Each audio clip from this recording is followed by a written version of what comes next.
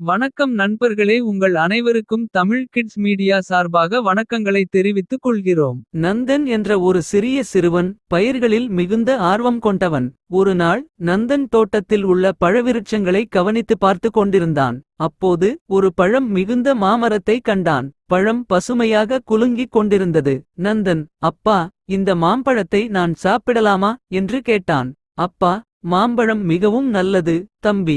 இது சாப்பிட்டால் நீ ஆரோக்கியமாக இருப்பாய். நந்தன், ஆஹா, எப்படி அப்பா?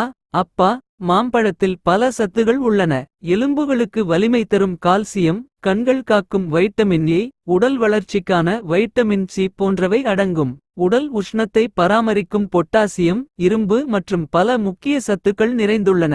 மாம்பழம் சாப்பிட்டால் நீ உழைப்பதற்கு அதிக சக்தி கொண்டிருப்பாய். நந்தன், அப்பா, மாம்பழம் சாப்பிட்டால் நம்முடைய உடல் எப்படி வலிமையானது ஆகும்? அப்பா, மாம்பழத்தில் உள்ள வைட்டமின்கள் மற்றும் சத்துக்கள் நமது இரத்த ஓட்டத்தை மேம்படுத்தி இரத்தம் சுத்தமாகவும் சருமம் பளபளப்பாகவும் உடல் உற்சாகமாகவும் இருக்கும். அதனால்தான் மாம்பழத்தை பழங்களின் அரசன் என்று சொல்வார்கள். நந்தன் இதை கேட்டபின் மிகுந்த ஆர்வத்துடன் ஒரு மாம்பழத்தை பறித்து சுவைத்தான். அதன் இனிப்பு ருசியும் சத்துக்களும் நந்தனை மகிழ்ச்சியடைய வைத்தது. இந்த பின் நந்தன் ஒவ்வொரு நாளும் மாம்பழம் சாப்பிட்டு உடல் நலனையும் அறிவையும் வளர்த்து வந்தான்.